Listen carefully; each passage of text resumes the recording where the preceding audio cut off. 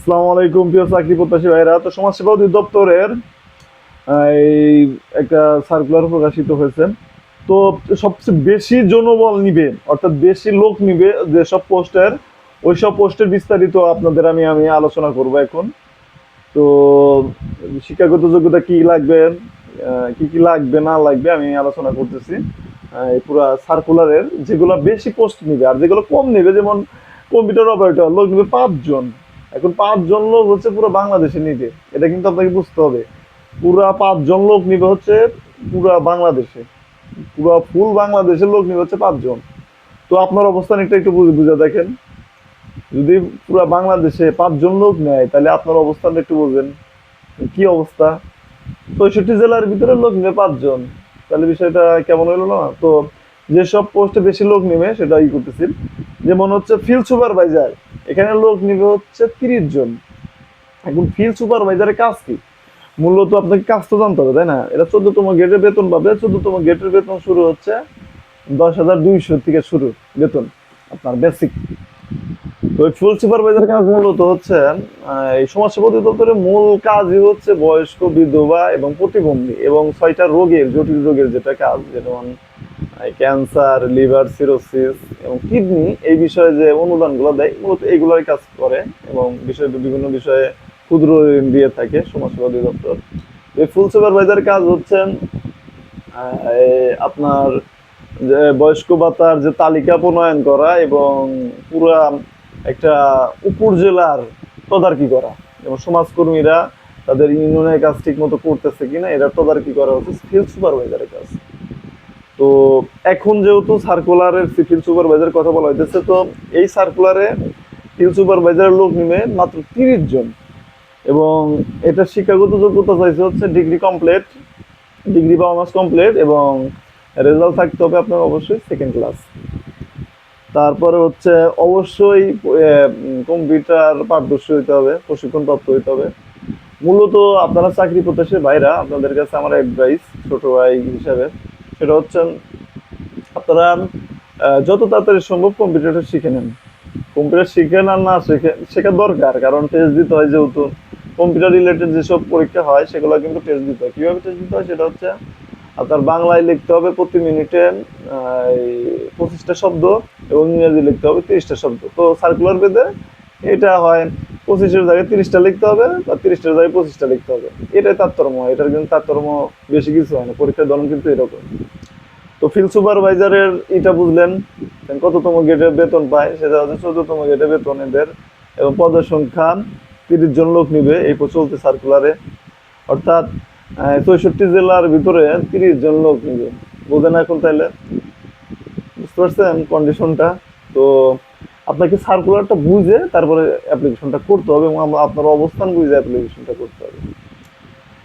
তো তারপরে 30 জনের পরে যেটা নিবে সেটা হচ্ছে অফিস সহকারী কাম কম্পিউটার অপারেটর, অর্থাৎ এটা কম্পিউটার অপারেটর, যেটা এটাই বললে চলে, যে কম্পিউটারে কাজ করবে আর কি। তো এটা হচ্ছে 16তম গেটে হচ্ছে বেতন পাবেন আপনারা, 16তম গেটে বেতন। এবং শিক্ষাগত যোগ্যতা যেটা বলছে কোনো স্বীকৃত ভোট হইতে হবে মাধ্যমিক, অর্থাৎ ইন্টার পাশে কিন্তু আপনারা, সরি, এটা হচ্ছে 76 জন লোক নিবে। এবং এটা অবশ্যই আপনার এসএসসি কলেজ পাস, অর্থাৎ ইন্টার পাস করলেই কিন্তু আপনারা অ্যাপ্লিকেশন করতে পারবেন, ইন্টার পাস করলেই। তো ইন্টার পাস হইতে হবে, ইন্টার পাস হইতে হবে। এবং ওই তো যেটা বলতেছি, প্রতি মিনিটে বাংলায় লিখতে হবে 20টা শব্দ পরীক্ষার দিন, এবং ইংরেজিতে লিখতে হবে 20 শব্দ, 20 শব্দ প্রতি মিনিটে লিখবেন। এবং কম্পিউটার ওয়ার্ড প্রসেসিং সহ ইমেইল ফ্যাক্স, অর্থাৎ ইমেইল ফ্যাক্স ওয়ার্ড প্রসেসিং, অর্থাৎ নাম টাম তালিকা টালিকা তৈরি করার অভিজ্ঞতা থাকতে হবে। জনবল কয়জন? 76 জন। মোট জেলা কয়টি? 64। এখন বোঝেন অবস্থান গেল, 76 জন লোক নিবে পুরো বাংলাদেশে।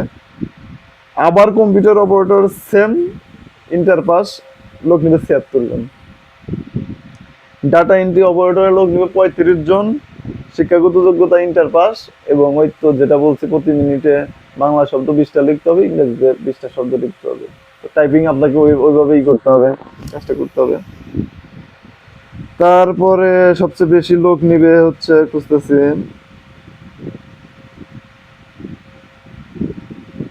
312 ইউনিয়ন সমাজকর্মী, এটা সবচেয়ে বেশি লোক, 312 জন লোক নিবে হচ্ছে ইউনিয়ন সমাজকর্মী।